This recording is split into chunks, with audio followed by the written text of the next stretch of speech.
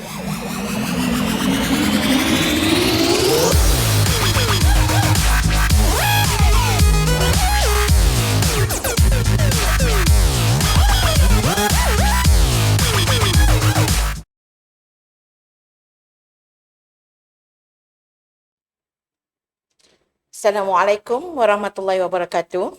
Terlebih dahulu, saya ingin merakamkan ucapan terima kasih kepada Pejabat Pendidikan Daerah Kembang Pasu kerana sudi memberi peluang kepada saya untuk berkongsi sedikit ilmu dalam bimbingan dan kaunseling dalam siri Didik Nurani 2021. Saya, Cikgu Afiza binti Ahmad yang merupakan guru bimbingan dan kaunseling Sekolah Kebangsaan Bandar Baru Darul Aman, Jitra, Kedah. Pada hari ini, saya ingin berkongsi tentang perkara yang dikatakan proses mendengar. Apabila kita melakukan proses mendengar, maka otak kita memproses maklumat dan menyimpan di peti ingatan. Selaras dengan itu juga, kita juga mengaktifkan sel-sel minda untuk lebih berkesan dalam proses pendengaran. Siapa yang kita perlu dengar? Sesiapa saja yang memberi maklumat, di mana sekiranya kita mendapat maklumat, maka kita berlakulah proses pendengaran. Seterusnya, pihak yang memberi penjelasan. Pihak yang ketiga adalah pihak yang membuat pertanyaan dan juga kepada pihak yang memberi pendapat. Di sini saya ingin kongsikan input-input ataupun sumber-sumber dalam yang melibatkan proses mendengar. Input yang pertama melalui penerangan, di mana kita mendengar sesuatu penerangan, maka berlakulah proses pendengaran. Ketika kita mendengar pengumuman, di sini kita menggunakan deria telinga kita untuk melakukan proses pendengaran. Dan input yang seterusnya adalah melalui syarahan, diikuti dengan ucapan, dan seterusnya arahan, yang membentuk arahan dan juga yang membentuk taklimat. Taklimat ni kita rasa yang lebih secara formal, yang diberikan dalam taklimat seperti contohnya taklimat ringkas, kemudian melalui lagu dan puisi. Ini adalah lebih berbentuk informal. Dan seterusnya dalam bentuk berita. Okey, seterusnya. Bagaimana kita nak meningkatkan kemahiran mendengar ini? Okey, yang pertama, kita mesti kawal tumpuan dan pemerhatian anda. Di sini kita dengan kata lain, kita perlukan fokus. Okey, seterusnya kita perlu menunjukkan minat. Kalau kita mendengar tanpa menunjukkan minat, maka proses pendengaran tidak dapat berlaku dengan berkesan. Seterusnya, ketika berlakunya proses mendengar, elakkan berbual-bual semasa menyampaikan maklumat. Kerana ini secara tak langsung akan mengganggu proses pendengaran. Anak-anak juga tidak perlu malu untuk mengemukakan soalan apabila anda tidak faham. Jadi di sini kalau kita mendengar dan kita rasa benda tu tidak sampai, tidak berlaku proses pendengaran, kita hanya mendengar pendengaran yang sia-sia, maka tidak salah untuk kita mengemukakan soalan. Maafkan saya. Okey, seterusnya kita perlu memberikan tumpuan sepenuhnya kepada tajuk yang dibincangkan. Jadi, kadang-kadang contohnya dalam kelas, cikgu berbincang tentang satu tajuk, kita perlu memberi tumpuan sepenuhnya tentang tajuk yang dibincangkan. Kemudian, seterusnya kita perlu sentiasa berfikiran terbuka. Maksudnya di sini, janganlah pula bila cikgu ataupun orang yang memberi maklumat kepada kita, memberi sesuatu perkara maklumat dan mungkin kita tidak bersetuju ataupun pendapat itu mungkin tidak kita terima. Janganlah kita menolak dalil dan apa yang ingin disampaikan. Kita dengar dahulu dengan fikiran yang terbuka. Okey, seterusnya. Kita juga jangan hiraukan. Jangan hiraukan apa? Ataupun kita layan gangguan otak. Gangguan otak contohnya macam dalam kelas ketika guru mengajar. Guru mengajar, kita menghadap berhadapan dengan guru.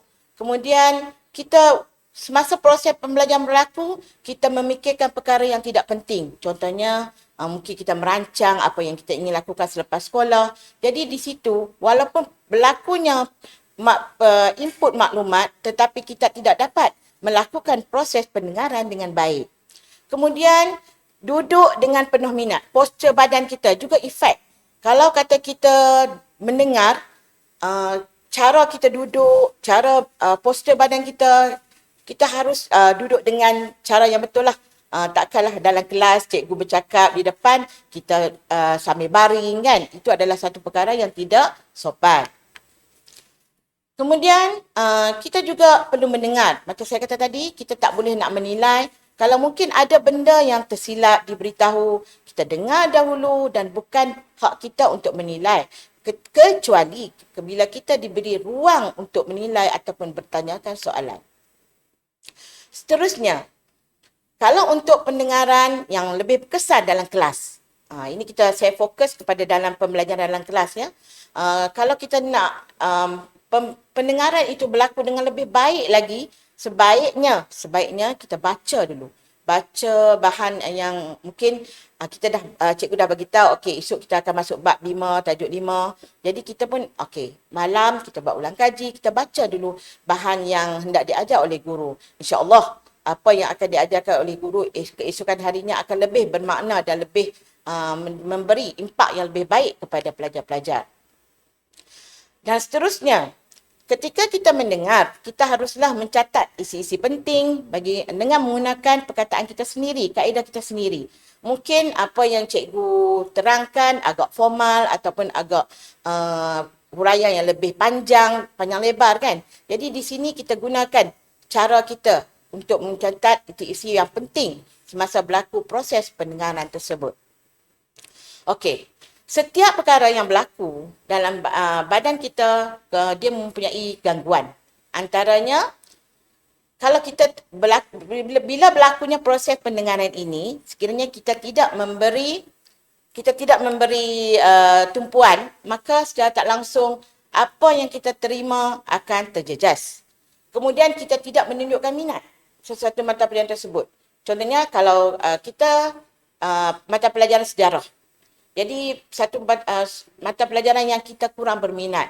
Jadi kita akan mendengar dengan tidak fokus, tidak memberi tumpuan, acuh tak acuh. Jadi di situ adakah berlaku pengajaran pembelajaran yang berkesan? Tentulah tidak ya. Jadi kalau kata kita nak melakukan proses pendengaran dengan lebih baik, dengan lebih berkesan, maka kita harus kumpulkan minat, tumpukan. Kemudian semasa berlakunya proses pengajaran pembelajaran, kita juga tidak boleh berbual. Berbual di mana berlaku komunikasi silang.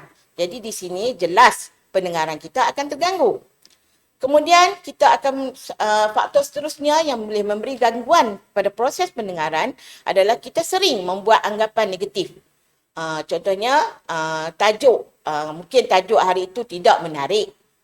Jadi kita dah set di minda kita ni, tajuk ni membosankan, tajuk ni tidak menarik. Jadi bila kita dah letakkan aura-aura negatif dalam minda kita, secara tak langsung proses pendengaran, ia akan mengganggu proses pendengaran. Di samping itu kita juga proses macam bila berlaku dalam kelas kan, bila PNP berlaku dan berjalan, kita juga tidak boleh berkhayal. Jadi bila kita berkhayal, tumpuan kita tidak fokus, kita memikirkan perkara yang lain di luar kotak pembelajaran, maka proses pengajaran juga akan terganggu. Seterusnya, mungkin ketika itu emosi kita tidak stabil. Mungkin waktu itu kita rasa sedih dengan sesuatu perkara yang berlaku pada kita, ataupun mungkin ada perkara yang menyentuh hati. Jadi bila masa pengajaran pembelajaran tidak akan berlaku proses pendengaran yang berkesan. Di samping itu, bunyi persekitaran, bunyi bising. Mungkin waktu PNP berjalan, sedang berjalan, cikgu bercakap di hadapan, mungkin ada bunyi motosikal, motor ataupun laluan, mungkin kawasan sekolah yang di tepi laluan kenderaan ataupun bunyi-bunyi bising dari kelas lain. Ini juga akan mengganggu proses pendengaran pelajar-pelajar. Seterusnya, tidur. Tidur kalau tak cukup tidur memang dia efek. Dia akan efek lah proses pendengaran sebab waktu tu mungkin badan kita tak sihat. Bila kita tak cukup tidur, dia akan mengganggu hormon badan kita. Kemudian cara kita akan letih. Jadi semua ni akan mengganggu proses pendengaran. Seterusnya, sikap diri kita. Sikap kita yang acuh tak acuh, sikap ambil mudah, sikap tidak bertanggungjawab, tidak berdisiplin. Ini juga merupakan gangguan kepada proses pendengaran. Sekian saja untuk hari ini. Sedikit perkongsian dari saya, Cikgu Afiza. Terima kasih.